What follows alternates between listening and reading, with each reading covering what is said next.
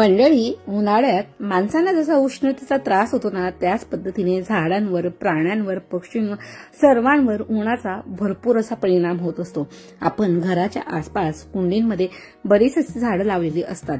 मात्र भर दुपारी तीव्र उन्हात ती झाडं सुकल्यासारखी, जरा त्यांनी मान टाकल्यासारखी होत असतात किंवा एकदम अशी म्हणजे कोमेजल्यासारखी ती दिसायला लागत असतात. तर या रोपांना हिरवंगार ठेवण्यासाठी काय करायला हवं यावर आपण अनेक असे उपाय करत असतो. सध्या त्यांना म्हणजे दुपारच्या उष्णतेपासून जर तुमच्या देखील बाल्कनीमध्ये भरपूर प्रमाणात 12 ते 6च्या दरम्यान ऊन येत असेल तर तुम्ही त्या ठिकाणी ग्रीन नेटचा वापर करू शकतात. ग्रीन नेट नसेल तर तुम्ही एखादी बेडशीट असो किंवा चादर असो, ओढणी असो, या गोष्टी लावून त्यांना कव्हर करून त्यांना हिरवीगार ठेवण्यास मदत करू शकतात. त्याने डायरेक्ट सनलाईटचा जो काही इफेक्ट आहे तो झाडांवर होणार नाही आणि त्याचा परिणाम आपल्याला मिळणाऱ्या कळ्या आणि फुलांवर देखील होणार नाही. मंडळी, तुम्ही म्हणतात की आम्ही भरपूर असे प्रयोग करतो किंवा बरेच असे कंपोस्ट खत वेळोवेळी देतो, पाणी देतो, सनलाईट देतो, तरी देखील मात्र झाडांची हवी तशी ग्रोथ मिळत नसते किंवा हवी ती जी काही आपल्याला रिझल्ट आहे तो झाडांवर दिसत नसतो. मंडळी, आज मी तुम्हाला असे कूल असे कंपोस्ट सांगणार आहे की ज्याने झाडांना तर थंडावा मिळणार आणि त्याचा रिझल्ट अगदी सुपर कूल असणार आहे. सो मंडळी, मी राजेश्री पाटील स्वागत करते तुमच्या आधी सिंपल वर्ड या मराठी युट्यूब गार्डनिंग चॅनलमध्ये. हाय, हॅलो, नमस्कार, कसे आहात तुम्ही सर्व? आय होप मस्त आणि मजेत असणार. चला तर मग मंडळी, सुपर कूल अशा कंपोस्ट कशापासून तयार करायचे त्याची सुरुवात करूया. सर्वात प्रथम आपलं पहिलं जे झाडांना थंडावा देणारं कंपोस्ट आहे ते म्हणजे किचन कंपोस्ट लिक्विड फर्टिलायझर.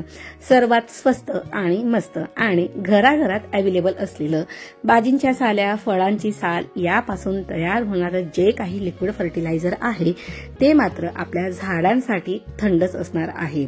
झाडांसाठी किचन वेस्ट लिक्विड फर्टिलायझर हे एक प्रकारचं अशा प्रकारे एनर्जी ड्रिंकचं काम करत असतं. त्याचप्रमाणे झाडांना थंडावा देण्याचं देखील काम करत असतं. याचा वापर कसा करावा मंडळी?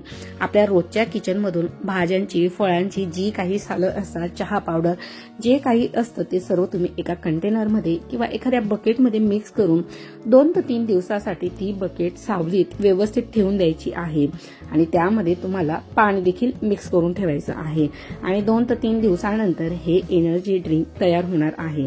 त्यानंतर हे फर्टिलायझर गाळून तयार झालेलं हे लिक्विड फर्टिलायझर 1:10 अशा रेशोमध्ये आपल्याला डायल्यूट करून द्यायचं आहे. जर 1 लिटर हे लिक्विड फर्टिलायझर असेल तर त्यामध्ये तुम्ही 10 लिटर प्लेन वॉटर मिक्स करून झाडांना हे कोल्ड एनर्जी ड्रिंक तुम्ही झाडांना देऊ शकता. तुमच्याकडे कुंड्या, झाडे किती आहेत त्यानुसार तुम्हाला फर्टिलायझर तयार करायचं आहे. त्यानंतर सेम प्रोसेस तुम्ही 2 ते 3 दिवसानंतर देखील रिपीट करू शकता. फक्त फर्टिलायझर मात्र पातळ असावे. जर तुम्ही ते घट्ट केले किंवा दाटसर केले तर मात्र झाडांना ते कोल्ड्रिंकच्या वाटचं सूप दिल्यासारखं मात्र नक्कीच होईल. सो मंडळी, अशा प्रकारे तुम्ही त्याचा वापर करू शकता. त्यानंतर हे वेस्ट जे आहे, जो ओला कचरा आहे त्याचा वापर देखील तुम्ही कंपोस्ट बिनमध्ये कंपोस्ट तयार करण्यासाठी करू शकता. सो अशा प्रकारे रियूज केलेलं वेस्ट पासून कंपोस्ट तयार जे करत असतो ते देखील जास्त दिवस त्याला म्हणजे कंपोस्ट तयार होण्यास लागत नसतात. 1 ते 1.5 महिन्यामध्ये हे कंपोस्ट तयार होऊन जात असतं. कारण की ऑलरेडी आपण याचा लिक्विड फर्टिलायझर म्हणून वापर केलेला असतो. त्यानंतर त्याचा वापर जर तुम्ही कंपोस्ट बिनमध्ये टाकला तर ते अगदी झटपट असं लवकर डिझॉल्व्ह होत असतो किंवा डिकम्पोज होत असतं. सो ज्या ठिकाणी 3 महिने कंपोस्ट बनायला वेळ लागणार असतो त्या ठिकाणी मात्र 1 ते 1.5 महिन्यामध्ये तुमचं कंपोस्ट त्या ठिकाणी तयार होऊन जात असतं. सो ही जी काही कलिंगडाची सालं आहेत, कांद्याची, बटाट्याची, लसणाची जी काही सालं आहेत त्या रिगार्डिंगचे इन डिटेल व्हिडिओ मी तुमच्याशी वेळोवेळी शेअर करत आले आहे आणि मी आय कार्ड्समध्ये आणि त्याचप्रमाणे एंड स्क्रीनला देखील शेअर करणार आहे. सो तुम्हाला हे लिक्विड फर्टिलायझर कसं तयार करायचं या रिगार्डिंग डिटेल माहिती हवी असेल तर नक्कीच ते व्हिडिओ चेकआउट करा.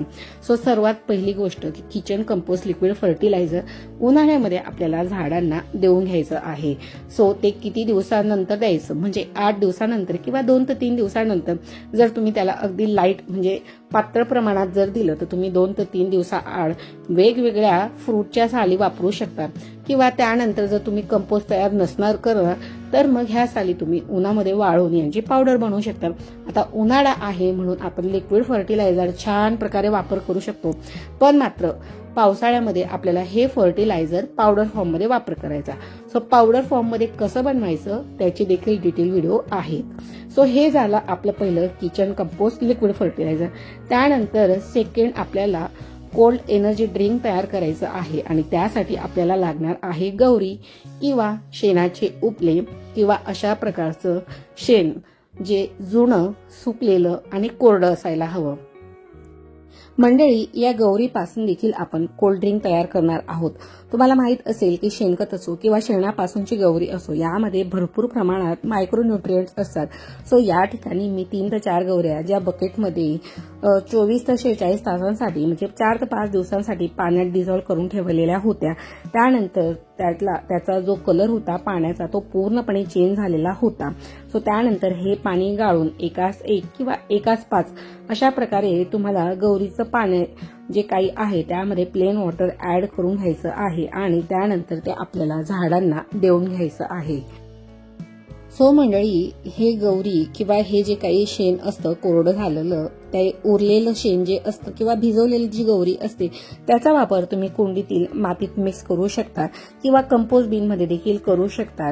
एका प्रकारे मल्चिंगचं काम जे काही आहे ही गौरी करत असते किंवा सो रिलीज फर्टिलायझर असतं किंवा स्लो रिलीज न्यूट्रिशनचं जे काही काम आहे ते शेणाची गौरी त्या ठिकाणी करत असतं. सो त्या रिगार्डिंगचा देखील इन डिटेल व्हिडिओ मी तुमच्याशी शेअर केलेला आहे. मंडळी, त्यानंतरचं सर्वात महत्वाचं आणि 3ऱ्या क्रमांकाचं सुपर कूल फर्टिलायझर ज्यामध्ये भरपूर असे न्यूट्रिएंट असतात. त्याचप्रमाणे त्याची बनवण्याची जी काही प्रोसेस आहे ती अतिशय सोपी आहे. यासाठी आपण या ठिकाणी ताकाचा वापर करणार आहोत. मात्र ताक हे फ्रेश नसून ते 3 ते 4 दिवस जुने असायला हवे. ताकाचा वापर करून ताक देखील डायरेक्ट आपण झाडांना न देता त्याला देखील आपल्याला या ठिकाणी डायल्यूट करायचे आहे. सो 1 ग्लास ताक असेल तर त्यामध्ये 10 ते 15 ग्लास आपल्याला पाणी टाकून त्याला डायल्यूट करून झाडांना द्यायचे आहे. त्यामुळे झाडांना कुलिंग तर मिळेल, सोबत भरपूर असे न्यूट्रिएंट मिळतील. पण मात्र याचा वापर आपल्याला फक्त महिन्यातून 1 वेळेस करायचा आहे. मंडळी, ताक ज्याप्रमाणे मानवी शरीराला थंडावा देण्याचं काम करत असतं त्याचप्रमाणे ते झाडांना देखील थंडावा देण्याचं काम करत असतं. तसंच ताकामध्ये बरेच असं घटक असतात ज्यामध्ये असतं नायट्रोजन, फॉस्फरसचे प्रमाण असतं जे झाडांच्या वाढीसाठी तर पोषक तत्वे प्रदान करत असतं. त्याशिवाय ताक हे मातीला ऍसिडिक बनवण्याचं देखील काम करत असतं. त्यामुळे कडीपत्त्यासारखी जी काही झाडं आहेत त्याचा फायदा त्यांना होत असतो. त्यात प्रोबायोटिक्स बॅक्टेरिया देखील जास्त असतात जे कडीपत्त्याची बुरशीशी लढण्याची जी काही कॅपॅसिटी आहे ते देखील वाढवण्याचं काम करत असतात. त्यानंतर आपलं जास्वंद असो त्यावर देखील सारखा मिलीबगचा अटॅक होत असतो.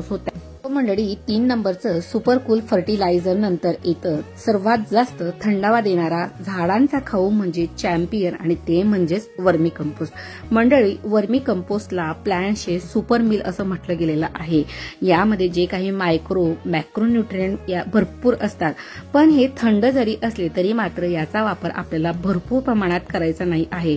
सो एका झाडासाठी 1 ते 2 मूठ एवढ्याच प्रमाणामध्ये आपल्याला ते झाडांना देऊन घ्यायचे आहे. त्याचप्रमाणे वर्मी कंपोस्ट देताना नेहमी ते सायंकाळी द्यावे आणि जेवढे जास्त जुनं वर्मी कंपोस्ट असेल तेवढं ते झाडांसाठी देखील चांगले असते आणि जे फ्रेश वर्मी कंपोस्ट असतं ते मात्र झाडांसाठी गरम पडत असतं. त्यामुळे वर्मी कंपोस्टचा जो वापर आहे ना तो बेताचाच केलेला कधीही चांगला. सो त्यासाठीच घरच्या घरी शक्य झाल्यास किचन वेस्ट किंवा घरच्या घरी किचन कंपोस्ट बनवायचा प्रयत्न करा, जेणेकरून आपल्याला माहित असतं की आपण तयार केलेले जे कंपोस्ट आहे ते झाडांसाठी योग्य राहणार आहे. सध्या मार्केटमध्ये वर्मी कंपोस्ट, किचन वेस्ट कंपोस्ट, ऑर्गॅनिकच्या नावाखाली भरपूर अशा गोष्टी आहेत की ते माहित नाही की 100% किती शुअर असतात आणि ते किती ओरिजिनल गोष्टी ते देत असतात असं म्हणून. पण ठीक असेल, तुमच्याकडे जर वेळ नसेल तर तुम्ही अशा प्रकारे बाजारातून आणून वर्मी कंपोस्ट देखील तयार करू शकता. माझ्याकडे देखील सध्या वेळ नव्हता वर्मी कंपोस्टसाठी. मी ऑलरेडी किचन वेस्ट कंपोस्ट तयार करायला ठेवलेलं होतं. सो मी देखील ह्या वेळेस वर्मी कंपोस्ट बाहेरूनच आणलेलं होतं, म्हणजे नर्सरीतूनच आणलेलं होतं. सो नागवेलीच्या वेलावर मी वर्मी कंपोस्टचा वापर कसा केला होता या रिगार्डिंगचा देखील इन डिटेल व्हिडिओ मी तुमच्याशी ऑलरेडी शेअर केलेला आहे.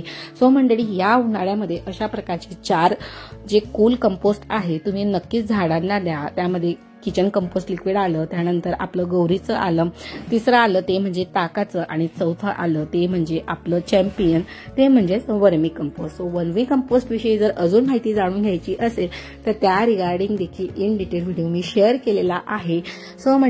सो या उन्हाळ्यामध्ये अशा प्रकारचे कूल कंपोस्ट तुमच्या झाडांना द्या आणि त्याचा रिझल्ट देखील खूप छान प्रकारे येणार आहे. सो आलेला रिझल्ट मात्र माझ्याशी शेअर करायला अजिबात विसरू नका. आणि तुमच्याकडे देखील या व्यतिरिक्त अशा छान छान होममेड काही गार्डनिंग टिप्स असतील तर नक्कीच कमेंट सेक्शनमध्ये लिहायला विसरू नका. ती दिलेली तुम्ही टिप्स जी काही असेल ती तुमच्या नावासह नेक्स्ट व्हिडिओमध्ये मी नक्कीच शेअर करेल, ज्याचा फायदा आपल्या इतर गार्डनर प्रेमींना किंवा आपले जे काही व्ह्युअर्स आहेत, सबस्क्रायबर्स आहे त्यांना देखील होईल आणि आपल्या सर्वांच्या ज्ञानामध्ये मात्र भर पडायला नक्कीच मदत होणार आहे. आय होप मंडळी आजचा व्हिडिओ तुम्हाला नक्कीच फायदेशीर ठरलेला असेल. सो व्हिडिओला एक लाईक करायला मात्र अजिबात कंजूसी करू नका. आणि अजूनही तुम्ही जर दी सिंपल वर्ल्ड या मराठी युट्यूब गार्डनिंग चॅनलला सबस्क्राईब केलं नसेल तर वाट कसली पाहताय, लगेच सबस्क्राईब बटन प्रेस करून ऑलचं ऑप्शन सिलेक्ट करून बेल आयकॉन मात्र प्रेस करा.